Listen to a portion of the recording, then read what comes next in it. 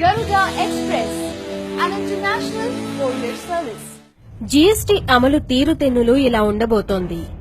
Licence లేని వ్యాపారం ఇకపై కుదరదు. ప్రతి అమ్మకం, కొనుగోలు పూర్తిగా పేపర్పై చూపించాల్సి ఉంటుంది. కట్టు తప్పితే వేటుకు సిద్ధంగా ఉండండి. దేశవ్యాప్తంగా జూలై 1 నుండి జీఎస్టీ విధానం 100% అమల్లోకి వస్తుంది. దేశ స్వతంత్రానంతరం నేటి వరకు లేని విద్య, వస్త్రాలు, ఔషధాలు, వృత్తి ద్వారా అందించే సేవలను జీఎస్టీలో చేర్చారు. ఇప్పుడున్న వ్యాట్ విధానం నుండి జీఎస్టీకి మారాలనుకుంటే 17 రకాల డాక్యుమెంట్లు జత చేయాల్సి ఉంటుంది. జీఎస్టీ విధానంలో పన్నులు 7 రకాలుగా విభజించబడ్డాయి. 0, 5, 8, 12, 18, 28, 40% స్లాబులు ఉన్నాయి. వీటిలో ఎఫ్ఎంసీజీ వ్యాపారానికి 40% వర్తించదు. సీజీఎస్టీ, ఎస్జీఎస్టీ ఈ విధానం కంపెనీల నుండి నేరుగా సప్లై చేసుకునే వారికి వర్తిస్తుంది. ఇక మీదట ఒక కంపెనీ తయారీ రాష్ట్రం నుండి మరొక రాష్ట్రానికి స్టాక్ ట్రాన్స్ఫర్ ఉండదు. కేవలం డిపో ట్రాన్స్ఫర్ విధానం మాత్రమే ఉంటుంది. దానికి ఎలాంటి పన్ను లేదు. అందుకని ఆ విషయం గురించి మీ కంపెనీ ప్రతినిధులను అడిగి తెలుసుకోండి. ఇకపై ప్రతి నెల మీ కంపెనీ మీకిచ్చిన అమ్మకాలు, మీరు చూపించే ఖరీదులు తప్పకుండా మ్యాచ్ అవ్వాల్సి ఉంటుంది. మ్యాచ్ కానిచో ఆయా కంపెనీలను అడిగి నిర్ధారణ చేసుకుని సవరించుకోవాల్సి ఉంటుంది. మ్యాచ్ కాని పక్షంలో ఇన్పుట్ ట్యాక్స్ కి ప్రమాదం సంభవిస్తుంది. మొదటి సంవత్సరం ఎలాంటి శాశ్వత చెక్ పోస్టులు ఉండవు. సేల్ ట్యాక్స్ అధికారులు మొబైల్ చెక్ పోస్టుల ద్వారా రహదారుల వెంట అక్కడక్కడ సరుకు రవాణా వాహనాలలో తనిఖీలు నిర్వహిస్తూ ఉంటారు. కనుక రవాణా అయ్యే ప్రతి సరుకుకి సంబంధించి బిల్లు, వేబిల్లు తప్పనిసరిగా జతచేసి ఉండాలి. 50,000 పైన జరిపే ప్రతి అమ్మకానికి మొదట బిల్లును సంబంధిత సైట్ కి అప్లోడ్ చేసి ఆన్లైన్ ద్వారా తప్పనిసరిగా వేబిల్లు పొందాలి. తదుపరి మాత్రమే మన అమ్మకాన్ని మన అడ్రస్ నుండి బయటకు పంపాలి. ఇది ఒక ఊరి నుండి మరొక ఊరికి మాత్రమే కాకుండా మన పక్క షాపుకి ఇవ్వాలన్నా వేబిల్లు తప్పనిసరి. అది లేకుండా సరుకు మార్చుట తీవ్ర నేరంగా పరిగణించబడుతుంది. అనుసరించని వారికి కఠినమైన జరిమానా, న్యాయపరమైన చర్య, జైలు శిక్ష విధించబడుతుంది. జీఎస్టీ విధానంలో నెలవారీ అమ్మకాలకు నింపే వ్యాట్ 200కి బదులు కొత్త విధానం అమల్లోకి వచ్చింది. ఇందులో మనం ప్రతి నెల సేల్స్ ని 5 రకాల పద్ధతుల్లో ఆన్లైన్ ద్వారా పంపాల్సి ఉంటుంది. తెలుసుకోవాల్సి వస్తుంది. అన్నీ మ్యాచ్ చేయాల్సి ఉంటుంది. R1 ఫామ్ ప్రతి నెల 10వ తేదీలోపు, R2 ఫామ్ ప్రతి నెల 13వ తేదీలోపు, R3 ఫామ్ ప్రతి నెల 15వ తేదీలోపు, R4 ఫామ్ ప్రతి నెల 17వ తేదీలోపు, R5 ఫామ్ ప్రతి నెల 20 తేదీలోపు. దాని నిర్ధారణ ఇది జీఎస్టీ డీఈపీటీ ద్వారా వస్తుంది. 3, 4, 5లు నెల నెల అప్లోడ్స్ చేయాల్సినవే. ఇవన్నీ ప్రతి నెల అప్లోడ్ చేయాల్సినవే. ఇలా చివరి వరకు మ్యాచ్ అండ్ మిస్ మ్యాచ్ తరువాత అమ్మకం మరియు కొనుగోలుదారుల సబ్మిషన్ కంపారిజన్ చేసుకునే ప్రక్రియ. ఇకపై ఇది అత్యంత ముఖ్యమైన ఘట్టం. సంబంధిత సాఫ్ట్వేర్ ప్రొవైడర్ నుండి గాని ప్రాక్టికల్ గా నేర్చుకోవడం తప్పనిసరి. ఈ జీఎస్టీ విధానంలో లెక్కలు అన్నీ దాదాపుగా వ్యాట్ లో ఉన్న విధంగానే ఉంటాయి. ఖరీదు, అమ్మకం మధ్యన ఉన్న వ్యత్యాసం పైననే పన్నును నిర్దేశించిన విధంగా కట్టాల్సి ఉంటుంది. ఈ పన్నును ప్రతి నెల జీఎస్టీ కౌన్సిల్ నిర్ణయించిన సమయంలోగా కట్టాల్సి ఉంటుంది. నిర్లక్ష్యం వహించినచో కఠిన శిక్షలకు గురికావాల్సి ఉంటుంది. ఈ విషయంలో నిర్లక్ష్యం వహించుట అత్యంత ప్రమాదం. నిర్ణీత పన్ను చెల్లింపులు అన్నీ బ్యాంకు ద్వారా గాని, ఈ బ్యాంకు ద్వారా గాని, ఆన్లైన్ ద్వారా గాని, డెబిట్ లేదా క్రెడిట్ కార్డుల ద్వారా గాని మాత్రమే చెల్లించాలి. నగదు, చెక్కులు, డ్రాఫ్టులు చెల్లవు. వ్యాట్ విధానంలో ప్రతి నెల జరిపిన లావాదేవీలు అనగా అమ్మకం మరియు ఖరీదు వివరాలు నెల చివరిలో ఒకేసారి వ్యాట్ 200 ద్వారా తెలిపేవారు. కానీ జీఎస్టీ విధానంలో ప్రతి అమ్మకం, ప్రతి ఖరీదు వెనువెంటనే అప్లోడ్ చేయాల్సి ఉంటుంది. కాబట్టి ప్రతి ఒక్కరూ కంప్యూటర్, ఇంటర్నెట్, ఇన్వర్టర్, స్కానర్ మరియు ప్రింటర్ తప్పనిసరిగా కలిగి ఉండాలి.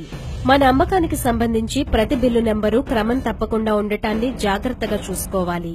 ప్రతి లావాదేవీ కంప్యూటర్ ద్వారా జరుగుతాయి కాబట్టి ఏదైనా అధికారి ద్వారా గాని జరిగిన పొరపాట్లను ఆఫీసుకు వెళ్లి మార్చుకునే అవకాశం గానీ లేదు. తప్పిదాలకు ఏ అధికారి కూడా ఏమీ చేయలేడు. ప్రతి నెల 20వ తేదీన అప్లోడ్ చేసిన పిదప తదుపరి ఎలాంటి మార్పు చేర్పులకు అవకాశం లేదు. రివైజ్డ్ రిటర్న్ వేసే అవకాశం అసలే లేదు. అంతా కంప్యూటర్ మయమే కనుక 20వ తేదీన వేసే ఫైనల్ రిటర్న్ జాగ్రత్తగా వేయాలి. కాబట్టి నిర్లక్ష్యం వహించకండి.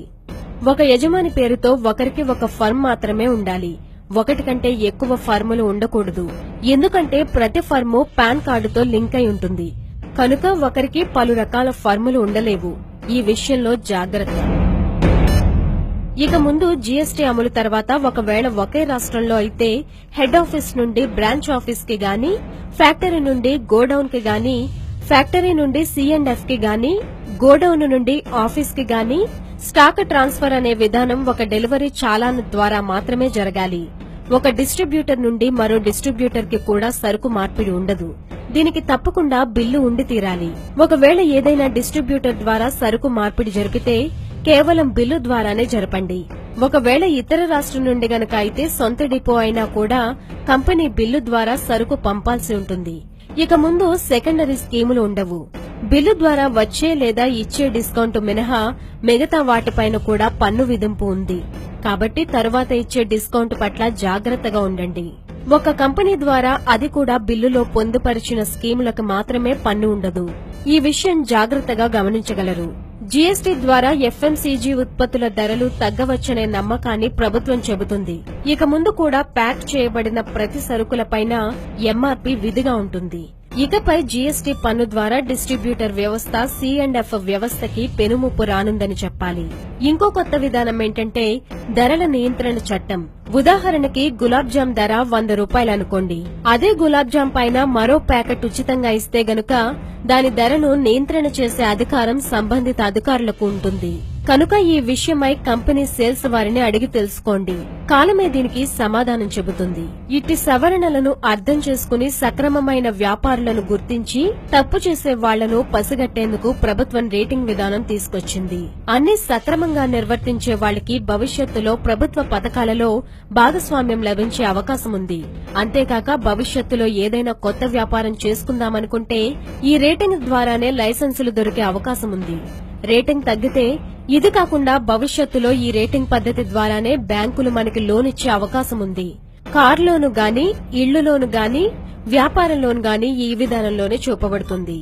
ఇక డిస్ట్రిబ్యూషన్ సభ్యుల విధానానికి వస్తే చాలా వరకు FMCG కంపెనీలు మైగ్రేషన్ ద్వారా వచ్చే ట్యాక్స్ డిఫరెన్స్ ని నెట్ లాస్ పద్ధతిలో లెక్కగట్టి అట్టి నష్టాన్ని పూడుస్తామని రాతపూర్వకంగా తెలిపాయి. అందుకని మీరందరూ క్లోజింగ్ స్టాక్ ని సక్రమంగా లెక్క చేసి పెట్టుకోండి. అటు ప్రొడక్ట్లపై ఉన్న ట్యాక్స్ ని కూడా లెక్క చేసి పెట్టుకోండి. ఇది వ్యాపారి సబ్మిషన్ లో చెప్పాల్సి ఉంటుంది. అటు ట్యాక్స్ సంస్థ ఇన్పుట్ ట్యాక్స్ క్రెడిట్ పద్ధతిలో జీఎస్టీలోకి మారిపోతుంది. ఇది కాకుండా 18% లోపు ఉన్న ట్యాక్స్లకు 40% ఎక్సైజ్ ట్యాక్స్ పద్ధతిలో నేరుగా క్రెడిట్ అవుతుంది. కాబట్టి ఎక్కువగా భయపడాల్సిన అవసరం లేదు. దీనిపై వివరంగా ఆయా కంపెనీల ప్రతినిధుల ద్వారా తెలుసుకోవచ్చు. ఒకవేళ 18% పైన గనుక ట్యాక్స్ ఉంటే అటు ప్రొడక్ట్ కి ట్యాక్స్ ప్లస్ 60% డిఫండ్ ఉంటుంది. దాని వివరాలు కంపెనీ ప్రతినిధుల ద్వారా తెలుసుకోవచ్చు. ఇక ముందు మనం అమ్మే ప్రతి ప్రొడక్ట్ కి HSN కోడ్ విధానం ఉంటుంది. ఇదేమిటంటే అమ్మే ప్రతి వస్తువుకి జీఎస్టీ ఫార్మాట్ లో ఒక కోడ్ ఇస్తుంది. అది మనం క్యాంపెయిన్ ద్వారా సెలెక్ట్ చేసుకోవాలి. కాబట్టి దాని విషయమై కంపెనీ ప్రతినిధులను అడిగి తెలుసుకోండి. దాటవేత ధోరణిని అంగీకరించకండి. వారిచ్చిన సమాచారం పూర్తిగా నిర్ధారణ చేసుకుని నమ్మకం కలిగిన తర్వాతనే వారితో లావాదేవీలు జరపండి. లేదంటే ప్రమాదంలో పడతారు. ఇప్పటి వరకు మీరు లావాదేవీలు నెరిపిన కంపెనీల నుండి క్రెడిట్ నోట్స్, డ్యామేజ్ స్టాక్, గడువు తీరిన సరుకు, సేల్స్ మ్యాన్ జీతభత్యాలు, పెండింగ్ లో ఉన్న క్రెడిట్ నోట్స్ అన్ని త్వరగా రెడీ చేయండి. ఆ డాక్యుమెంట్ ని జాగ్రత్త చేయండి. వీలైనంత వరకు కంపెనీల ద్వారా రావాల్సిన బెనిఫిట్స్ త్వరగా తెప్పించుకోండి.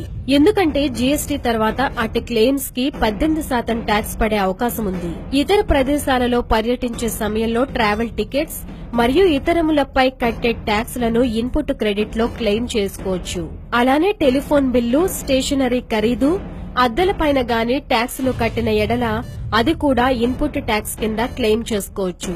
దానిని నెల అంతంలో నింపే రిటర్న్ లో క్లుప్తపరచాలి. చార్టెడ్ అకౌంటెంట్ ద్వారా మరిన్ని వివరాలు తెలుసుకోండి.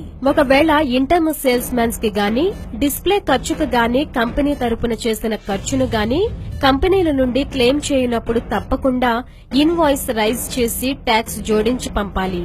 అటు ట్యాక్స్ ని ఇన్పుట్ అవుట్పుట్ లో సరిగ్గా క్లెయిమ్ చేసుకోవాలి. జీఎస్టీ ద్వారా రిజిస్టర్ చేసుకున్న ప్రతి వ్యాపారి తమ లావాదేవీలకు చెందిన సమాచారాన్ని పుస్తకాల ద్వారా గాని, కంప్యూటర్ ద్వారా గాని మీ చెంతనే జాగ్రత్తగా ఉంచుకోవాలి.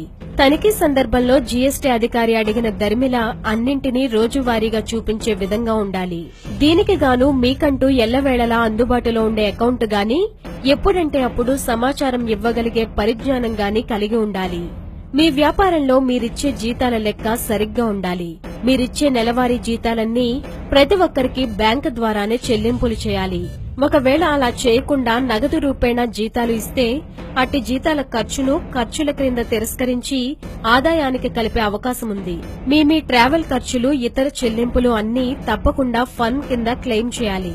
మీ దగ్గర ఉన్న కేవలం ఖరీదు చేసిన సరుకు అయితేనే ఇతరత్రాకి ఇన్పుట్ క్రెడిట్ రాదు. కనుక జాగ్రత్త వహించి అలాంటి సరుకును ఎట్టి పరిస్థితుల్లోనూ డిసెంబర్ లోపు అమ్ముకోవాలి. ఆ తర్వాత స్టాక్ హోల్డింగ్ గా చూపరాదు. C&F సూపర్ స్టాకిస్టులు పాత వ్యాపారానికి సంబంధించి C ఫామ్ గాని, F ఫామ్ గాని డిసెంబర్లోగా తమ కంపెనీలతో క్లియర్ చేసుకోవాలి. ఆలస్యమైన లేదా తదుపరి లావాదేవీలపైన ట్యాక్స్ పడే అవకాశం ఉంది. 31 మార్చి 2017 క్లోజింగ్ స్టాక్ మరియు 30 జూన్ వరకు ఖరీదును సరిగ్గా లెక్క చేసుకుని అట్టి క్లోజింగ్ స్టాక్ ని క్వాంటిటీ రూపేణా లెక్క కట్టుకుని జీఎస్టీ ఇంప్లిమెంటేషన్ రోజు వరకు రెడీగా ఉంచుకోవాలి. కంపెనీల నుండి మీ ఖరీదు లావాదేవీల అకౌంట్ కాపీని తప్పకుండా తెప్పించి పెట్టుకోవాలి. అట్టి ఖరీదులను మీ పుస్తకాలతో సరిచూసుకోవాలి. అశ్రద్ధ పనికిరాదు.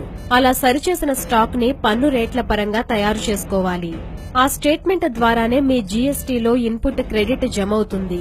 మీకు వచ్చిన మీ జీఎస్టీ ఐఎన్ నెంబర్ ని మీ సరుకు సరఫరాదారులు అందరికీ ఇవ్వండి. అలాగే మీరు సరుకు సరఫరా చేసే కస్టమర్ల జీఎస్టీ ఐఎన్ నెంబర్లను ముందుగానే సేకరించి పెట్టుకోండి. మీరు అమ్మే లేదా కొనే ప్రతి వస్తువుకి HSN కోడ్ ఉంటుంది. ఇది తప్పనిసరి కాబట్టి అట్టి ప్రొడక్ట్స్ యొక్క HSN కోడ్స్ యొక్క మోడల్ తెలుసుకుని ఒక షీట్ లో రెడీగా ఉంచుకోండి. ఎందుకంటే జీఎస్టీ తర్వాత ప్రతి వస్తువు యొక్క HSN కోడ్ ద్వారానే బిల్లింగ్ చేయాల్సి ఉంటుంది. జరిమానాలు, శిక్షలు. ఇక్కడ చట్టం చాలా పకడ్బందీగా నిర్మించబడింది. స్థానిక అధికారుల నుండి గాని ఎలాంటి నోటీసులు ఇవ్వబడదు. ఇక మీదట ఏ అధికారికి అలాంటి అధికారాలు ఉండవు. కేవలం మనమిచ్చే సమాచారాన్ని బట్టి మన తప్పులను ఆన్లైన్ ద్వారానే నిర్ధారించబడతాయి. ఒకవేళ నిర్ధారించిన నాడు ఇన్వెస్టిగేషన్ టీం రావచ్చు, లేదా అట్టి తప్పును నేరంగా పరిగణించి మన తప్పును చూపించి అరెస్టు చేయొచ్చు. అలా అరెస్టు చేసే ముందు మనకు తగిన కారణాలను చూపుతారు. అరెస్ట్ అయిన వెంటనే 24 గంటలలోపు సదరు వ్యాపారిని మెజిస్ట్రేట్ ముందు హాజరుపరుస్తారు. ఆపై వెంటనే బెయిల్ దొరుకుతుంది. ఆఫెన్సెస్ US 132 యాక్ట్ కింద అరెస్టు చేసే అధికారం అధికారులకు ఉంది. 132 సెక్షన్ పరిధి. ఏదేని వ్యాపారస్తుడు కావాలని ఉద్దేశపూర్వకంగా బిల్లు లేదా సర్వీసు ఇన్వాయిస్ లేకుండా ఆ సరుకు గాని, సర్వీసు గాని సప్లై చేస్తూ దొరికినచో, లేదా కావాలని పన్ను ఎగవేతకు ఉపక్రమించినను ఏ సరుకు గాని కేవలం ఇన్పుట్ ట్యాక్స్ క్లెయిమ్ కొరకు తప్పుడు బిల్లును ఇచ్చి దొరికినచో, తద్వారా ఎవరైనా లాభపడినచో సదరు వ్యాపారి ఇన్పుట్ ట్యాక్స్ క్రెడిట్ చేసుకుని తర్వాత అటు ట్యాక్స్ గవర్నమెంట్ ఖాతాకు జమ చేయనిచో దానిని కావాలని చేసిన ద్రోహం కింద పరిగణించి శిక్ష వేసే అవకాశం ఉంది. అట్టి తప్పుల వల్ల నేర నిర్ధారణ జరిగితే జైలు తప్పదు. జీఎస్టీ అప్లోడ్ చేయడానికి జీఎస్టీ అథారిటీ పొందిన సాఫ్ట్వేర్ నుండి మాత్రమే సాధ్యం. ఒకవేళ ఏ ఇతర చిన్న సాఫ్ట్వేర్ కంపెనీలు గాని జీఎస్టీ అప్లోడింగ్ మాత్రం తప్పకుండా ఆథరైజ్డ్ సాఫ్ట్వేర్ నుండి మాత్రమే చేయగలరు. ఈ విషయంలో జాగ్రత్త అవసరం. దేశంలో మొత్తం 34 కంపెనీలు మాత్రమే ఆథరైజేషన్ కలిగిన సాఫ్ట్వేర్ కలిగి ఉన్నాయి.